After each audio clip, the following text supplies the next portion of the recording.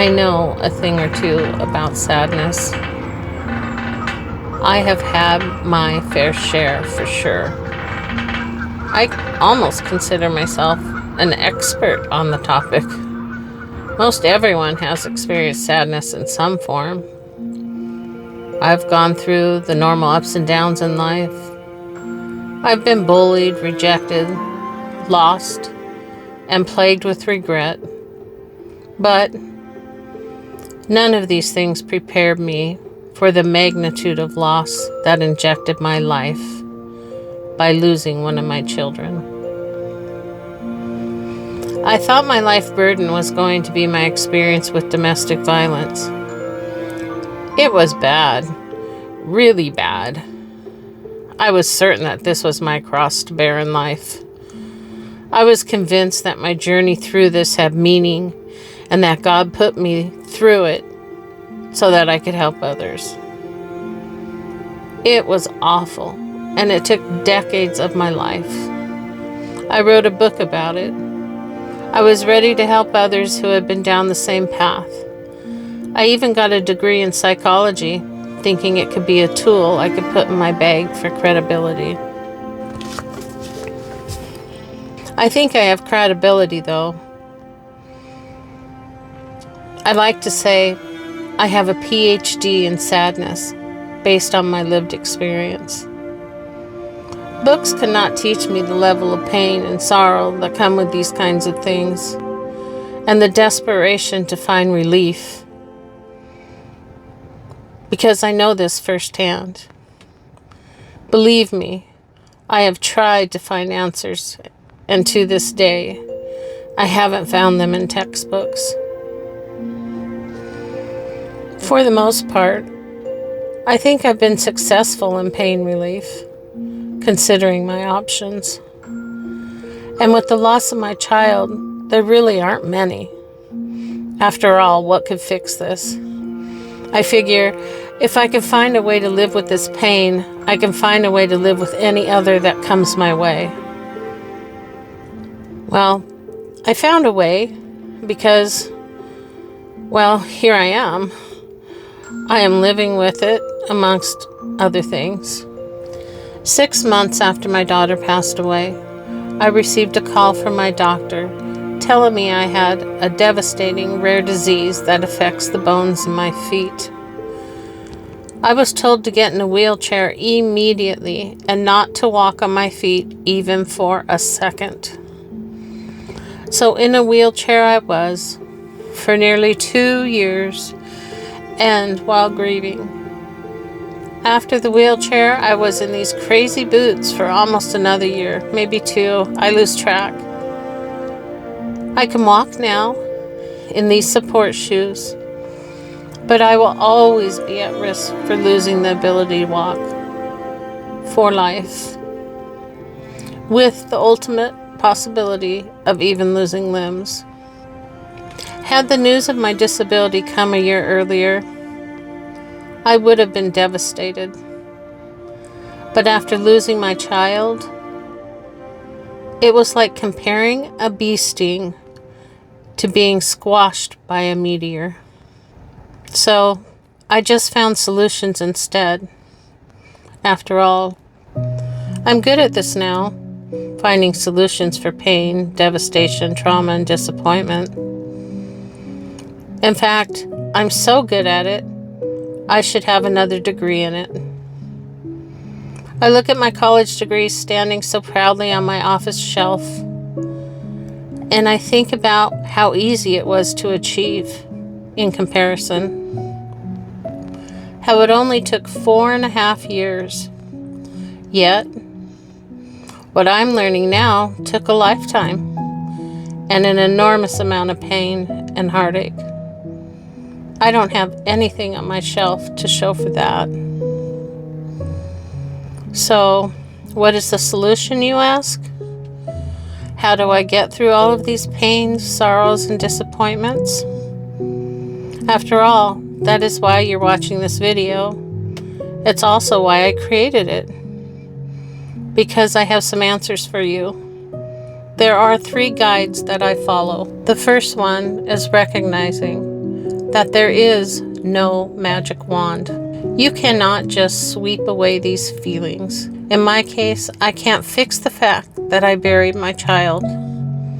There is no strategy that will fix that or the pain that comes with it. When we hurt, we hurt.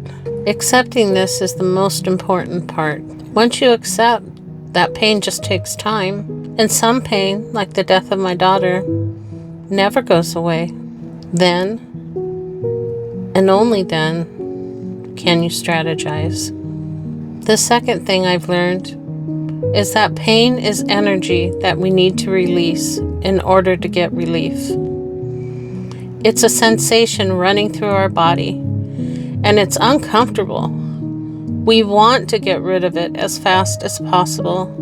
We get desperate for relief, and rightly so.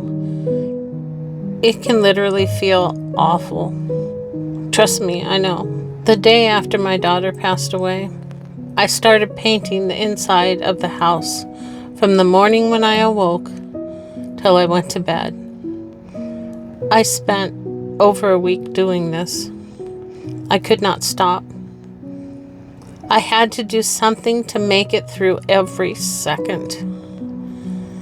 I had to do something with the pain and energy that was flowing through every cell in my body. It does not matter what it is, adrenaline, cortisol, whatever.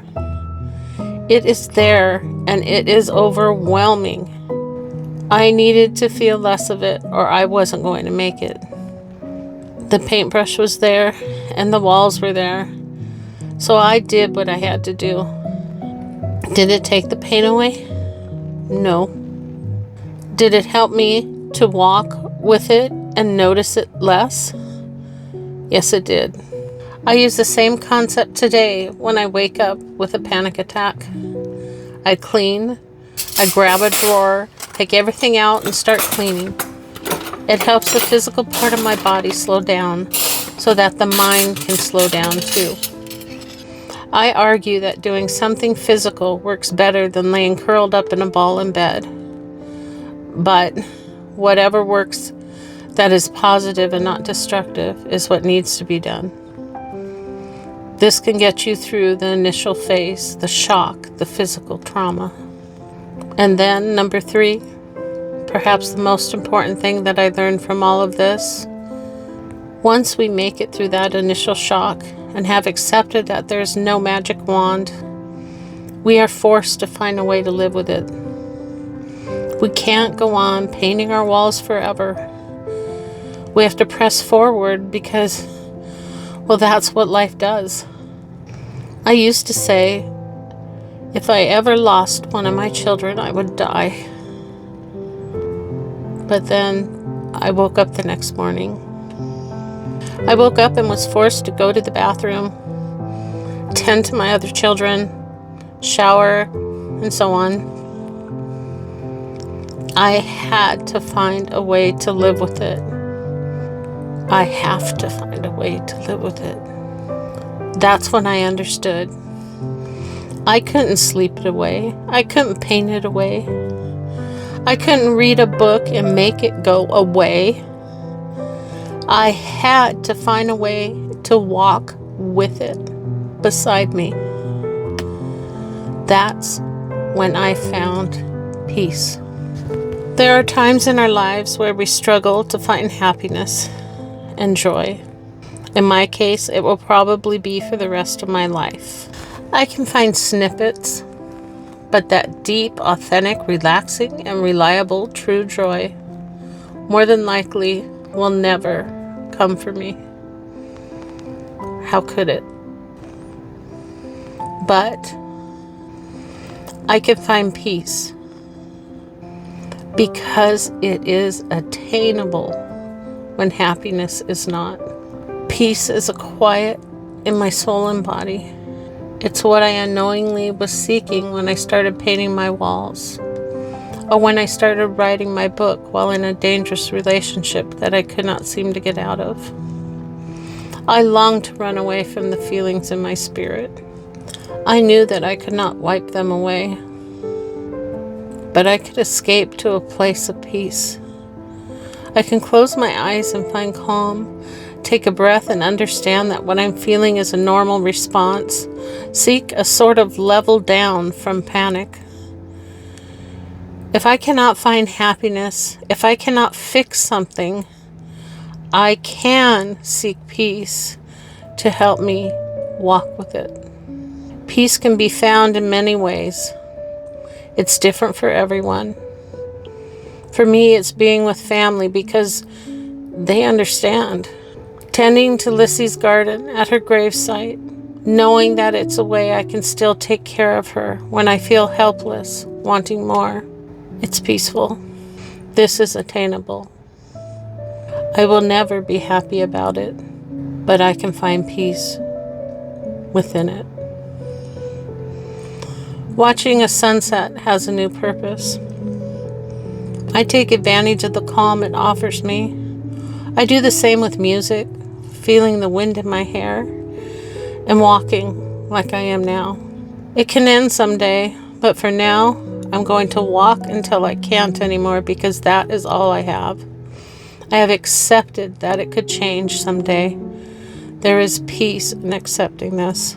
As for what happened to me in the past, when I finished my book about it, I simply put it on the shelf. It's over for me. I choose that because I have to seek peace in everything I do in order to move forward. By accepting that you cannot swipe your feelings away, you are forced to find an alternative. You have to reach for something that is attainable in order to get relief. In almost everything that we are presented with, peace can be a healthy option. It is the answer for me. I have found it to be a powerful tool in my toolbox. Peace is what allows me to enjoy this moment walking in the park, to hear the birds singing, the water on the shoreline, the wind in the trees, life in general. I am able to experience these things even though I live with a disability, even though I live with shame and regret for allowing another person to hurt me. And despite the ultimate pain, I am forever a bereaved parent. Forever is a very long time. I hope this video has been helpful to you. I hope that it gives you insight and some tools that you can use to help you along your journey. If nothing else, maybe you find comfort knowing that you're not alone as you experience life's traumas, disappointments, and sad times. Please support one another in the comments. We can learn from each other and validate each of our journeys. Life lessons are given meaning and purpose when they're used to help others.